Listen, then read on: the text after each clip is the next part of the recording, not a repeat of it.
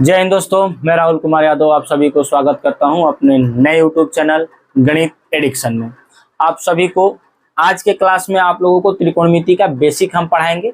Basic सबसे पहले आज के क्लास में हम जानेंगे कि त्रिकोणमिति है क्या। ठीक है, सबसे बात पहले बता दूं कि आज 10वीं कक्षा में आपको त्रिकोणमिति ये नया लग रहा है, लेकिन ये मैथ में इतना इम्पोर्टेंट चैप्टर है कि आप सभी को 10वीं के बाद आप मैथ अगर लेकर पढ़ते हैं 11, 12 उसके आगे भी, तो आपको त्रिकोणमिति पढ़ना ही पढ़ना है। यहाँ तो सिर्फ त्रिकोणमिति का आपको परिचय पढ़ना है, इंट्रो ऑफ ट्रिकोणोमेट्री। आपको इससे एकदम मतलब बेस समझिए कि एकदम छोटा सा आप पढ़ रहे हैं। आपको इसमें सबसे पहले हम आपको ये बता दें कि त्रिकोणमिति हम लोग पढ़ते क्यों। देखिए, त्रिकोणमिति को हम इसलिए पढ़ते हैं कि बहुत सारे ऐसी दूरियां हैं जिसको हम फिजिकली नाप नहीं सकते। दूरी, ऊंचाई हम नाप नहीं सकते हैं, जैसे कुतुब मीनार की ऊंचाई हो गई, हावड़ा ब्रिज, सूर्य, चंद्रमा, ग्रह, ये बड़ी बड़ी दूरी और ऊंचाई मापने के लिए त्रिकोणमिति का प्रयोग किया जाता है। अब बच्चा लोग कहता है, जाके साड़ी फैक्ट्री में काम कर रहा है, बोलेगा कि सर जी तो पढ़ा दिए थे कि साइन थीटा पढ़ लो बाबू, खूब मान याद किए, लेकिन कहीं काम नहीं आ रहा है। बाबू, इसको काम इंजीनियरिंग के बाद ही आता है।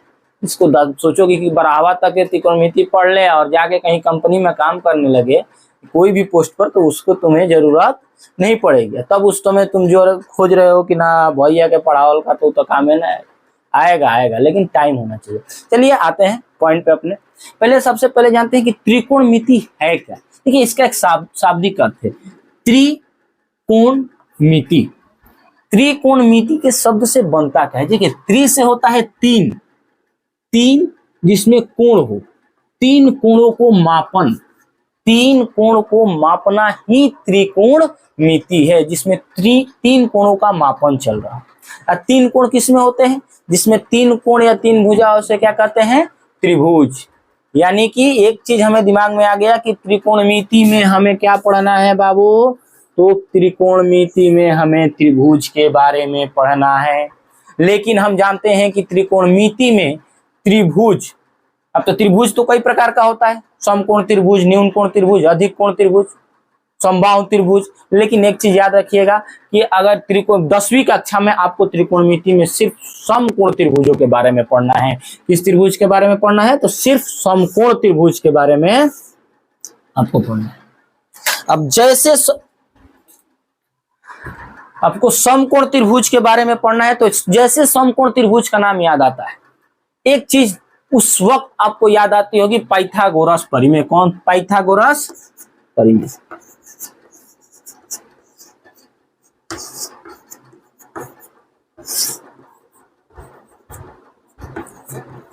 पाइथागोरस परिमेय, पाइथागोरस परिमेय हम पढ़ते हैं तो एक चीज हमको मालूम चलता है, पाइथागोरस परिमेय में तीन तो चीज हम लोग पढ़े थे। कर्ण, पाइथागोरस परिमेय में कर्ण का स्क्वायर बराबर लंब का स्क्वायर प्लस आधार का स्क्वायर। अब देखिए, ये बेसिक है, ये 8वां क्लास में हम लोग पढ़ चुके हैं। लेकिन आज हम आपको बताएंगे कि कर्ण, लंब और आधार है क्या, और त्रिकोणमिति का जो 8.1 का सबसे पहला चैप्टर है त्रिकोणमितीय अनुपात, उसके बारे में थोड़ा बहुत हम आज जानेंगे। कि पहले सबसे पहले आते हैं कर्ण क्या है, लंब क्या है और आधार क्या है। तो आप देखिए, त्रिकोणमिति में जब समकोण त्रिभुज होता है, समकोण त्रिभुज में समकोण के सामने वाले भुजा को क्या कहते हैं, कर्ण कहते हैं। समकोण के सामने वाले भुजा को कर्ण कहते हैं। लेकिन अब आया बात लंब और आधार का। लंब किसे कहते हैं और आधार किसे कहते हैं। देखिए, बहुत बेसिक चीज है। अगर ये कोई त्रिभुज है तो उसका कुछ ना कुछ नाम होगा। चलिए नाम मान लेते हैं ABC। अब कुछ ना कुछ नाम है, तो एक चीज बाबू, कर्ण तो एक फिक्स हो गया कि सबसे बड़ी भुजा मान लो, या समकोण के सामने वाली भुजा को त्रिभुज कर्ण कहते हैं। समकोण के सामने वाली भुजा को कर्ण कहते हैं, या सबसे बड़ी भुजा अगर नापी गई भुजा है, तो आप ध्यान दीजिए कि जो सबसे बड़ी भुजा है वो क्या है, कर्ण है। लेकिन यहाँ पर आधार और लंब, आधार और लंब, ये हमेशा बाबू बदलते रहता है, ये ध्यान में रखिएगा। आधार और लंब बदलते रहता है। अगर मान लीजिए कि आपका ये एक समकोण त्रिभुज है, ये समकोण त्रिभुज है, तो एक समकोण के सामने वाला भुजा हो गया कर्ण। लेकिन अगर हम किसी भी त्रिभुज को सापेक्ष लिया जाता है, किस कोण के सापेक्ष देख रहे हैं, मान लीजिए सापेक्ष का मतलब हुआ कि देखिए आप किसी भी चीज को, मान लीजिए दो व्यक्ति, एक लड़का एक लड़की, किसी को देख रहा है, एक छत पे खड़ा हुआ है, एक नीचे खड़ा हुआ है। अगर ऊपर से नीचे लड़कियां छत पे खड़ा है, तो लड़की जब छत पे खड़ा है लड़का को देख रही है नीचे, तो समझिए कि नीचे जिसको देख रही है वो क्या हुआ, लंब। लड़का नीचे से अगर ऊपर लड़की को देख रहा है, यानी कि उस स्थिति में लड़की लंब हो गई। लंब बदलते रहता है, स्थिति बदलते, कौन देख रहा है। अगर ए के सापेक्ष, ए से अगर आप इसको देखते हैं, यहां से इसको देखते हैं, तो ये आपका लंब हो गया। ये क्या हो गया बाबू, लंब। अगर ये लंब हुआ तो जो बचा है उसको हम क्या कहेंगे, आधार। क्या कहेंगे, आधार। ठीक है। अगर यही चीज अब बोलिएगा कि ऊपर से देख रहा है, ये मान लीजिए ये भी नाम दे देते हैं सी ए बी। अगर कोण बी के सापेक्ष चलते हैं, कोण बी के सापेक्ष मतलब ऊपर से नीचे की तरफ देख रहा है, यानी कि ऊपर से देख रहा है नीचे को, यानी कि इसको देख रहा है ये, तो ये हो गया हमारा लंब और ये हो गया आधार। यानी कि इसको अगर हम लिख रहे हैं, कॉपी में नोट कर रहे हैं आप, तो इसको लिखिएगा कि जिस कोण के सापेक्ष मान रखते हैं उसके सामने वाला भुजा क्या होता है, लंब होता है। इस कोण के सापेक्ष लिए तो इसका सामने वाला भुजा ये लंब हो गया, और इस कोण के सापेक्ष लिए तो इसका सामने वाला भुजा लंब हो गया। यानी कि कर्ण समकोण के सामने वाले भुजा को कर्ण कहते हैं, जिस कोण के सापेक्ष चलते हैं उस कोण के सामने वाला भुजा को लंब कहते हैं, और जो एक लास्ट बच जाएगा उसे आधार कहेंगे। ठीक है। आधार मतलब बेस, किस पर टिका हुआ। 8.1 में हमें पढ़ना है त्रिकोणमितीय अनुपात। पहले सबसे पहले हम जानेंगे कि त्रिकोणमितीय अनुपात क्या है। तो त्रिकोणमिति में तो हम चीज सोचे कि त्रिकोणमिति में हमें समकोण त्रिभुज के बारे में पढ़ना है। और समकोण त्रिभुज के ये 3 ठो भुजा होता है, एक लंब, कर्ण और आधार, यानी कि इन्हीं सब का अनुपातों के बारे में आपको पढ़ना है। देखिए तब इसमें अनुपात संभव क्या है, देख लेते हैं कि क्या क्या अनुपात संभव है। अगर लंब के साथ हम आधार का अनुपात कर सकते हैं।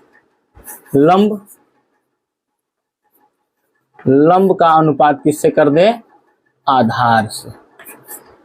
अच्छा, लंब का अनुपात और किससे कर सकते हैं, तो लंब का अनुपात किससे कर सकते हैं, तो लंब का अनुपात कर सकते हैं हम कर्ण से। किससे कर सकते हैं, कर्ण से। अच्छा, लंब का अनुपात इन दोनों के अलावा और कोई संभव है, लंब का अनुपात इन दोनों के अलावा और कोई संभव नहीं है। तो चलिए आगे देखते हैं। आधार का अनुपात कर सकते हैं, आधार का अनुपात कर सकते हैं कर्ण से। आधार का अनुपात कर्ण से कर दिए, ये आधार का अनुपात कर सकते हैं किससे, लंब से। आधार का अनुपात कर सकते हैं लंब से। और आधार का अनुपात इन दोनों के अलावा और कोई संभव है नहीं। और कर सकते हैं कर्ण का अनुपात। अब कर्ण का अनुपात लंब से एक बार कर देते हैं, एक बार कर्ण का अनुपात एक बार कर सकते हैं आधार से। इसके अलावा और कोई अनुपात हमारा संभव है नहीं, करके देख लीजिएगा। इसके अलावा और कोई अनुपात इसमें संभव नहीं। इनमें कितना अनुपात हुआ हमारा, 1 2 3 4 5 6। इन्हीं 6 अनुपातों को त्रिकोणमिति ने एक नाम दिया है। त्रिकोणमिति में जो इनका किया गया है, इसका एक नाम दिया गया है साइन, कॉस, टैन, कॉट, सेक, कॉसेक। इसका एक नाम दिया गया है साइन।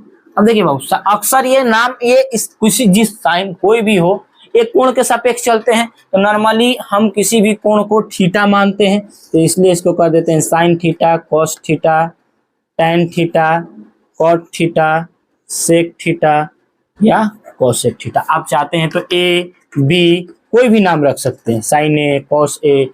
इसमें ए के सापेक्ष चल रहे हैं, sine A, cos A, tan A, cot A, आप नाम रखिए, कोई दिक्कत नहीं।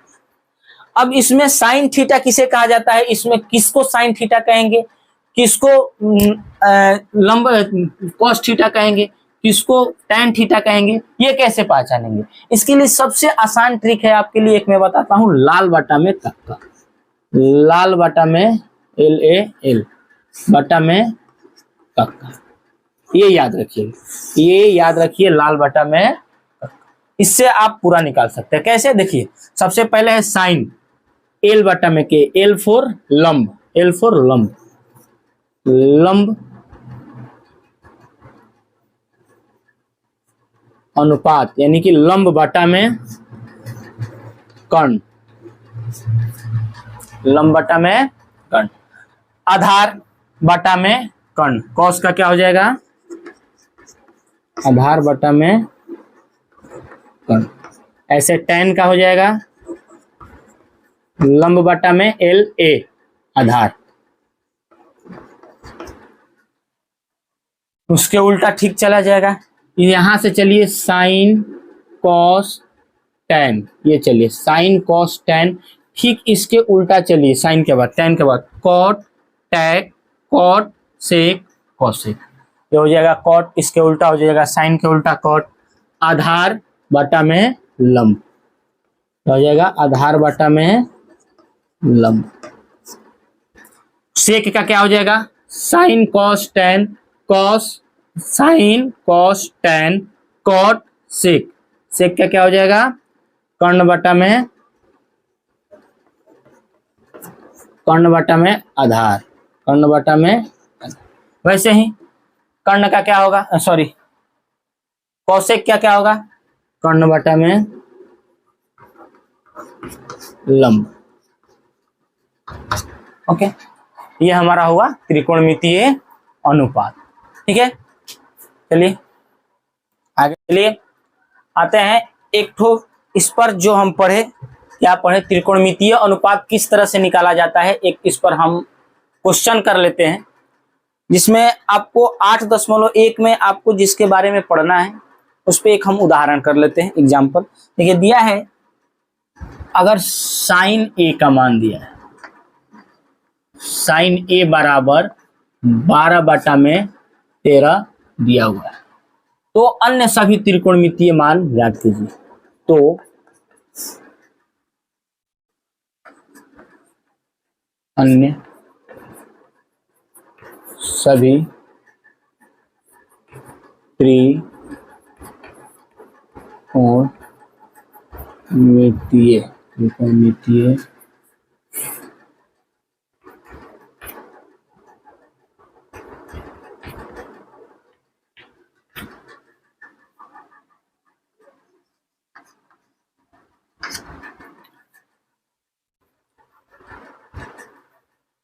चलिए 8.1 के ऊपर एक तो हम उदाहरण लिए हैं, इस पर हम जो पढ़े अभी तक उस पर एक उदाहरण करके देखते हैं कि जो पढ़े वो हमें समझ में आया कि नहीं आया। चलिए देखते हैं, अगर दिया है यदि साइन ए बराबर 12/13 है, तो साइन ए बराबर 12/13 है, तो अन्य सभी त्रिकोणमितीय मान ज्ञात कीजिए। त्रिकोणमितीय मान क्या क्या हम आपको बताए थे, साइन ए दिया है तो ए लेते हैं सब में, sine cos A, tan A, cot A, sec A और कॉसेक, यानी कि sine cos tan cot sec और कॉसेक, ये 6 हमारा क्या है, त्रिकोणमितीय मान है, जिसमें एक का मान हमें क्या दे दिया है बाबू, 12/13।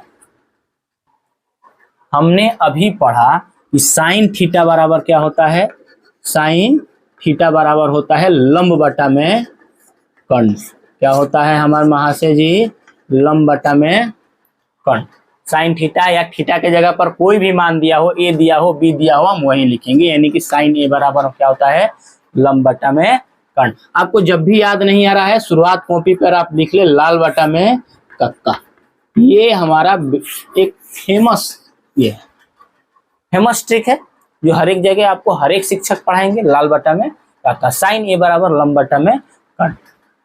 यहाँ पर हमें दिया है साइन थीटा का मान क्या दिया है, 12/13, यानी कि लंब हमारा 12 और कर्ण क्या है 13। जब भी हमें मान अनुपात में दिया गया हो तो मान हम 8वीं क्लास से ही पढ़ते आ रहे हैं कि उसे हमें x या k के गुणज में लिया जाता है, क्योंकि हम जानते हैं ये क्या है, अनुपात है, ये किसी न किसी का डिवीजन है, सबसे छोटा अनुपात, तो इसको कोई ना कभी भी होता है ये गुणज में ही रहता है।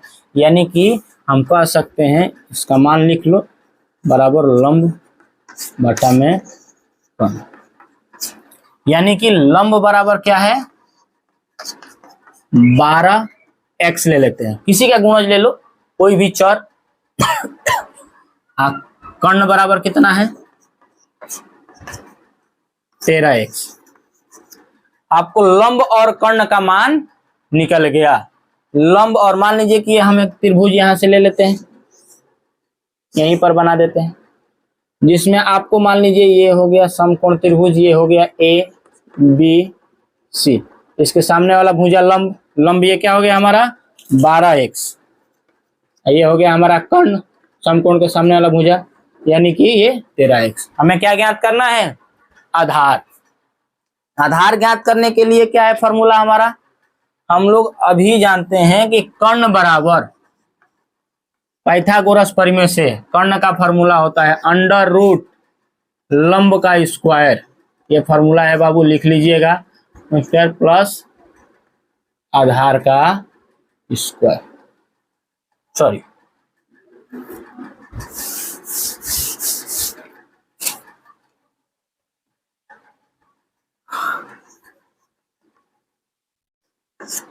कर्ण का स्क्वायर बराबर लंब का स्क्वायर प्लस आधार का स्क्वायर।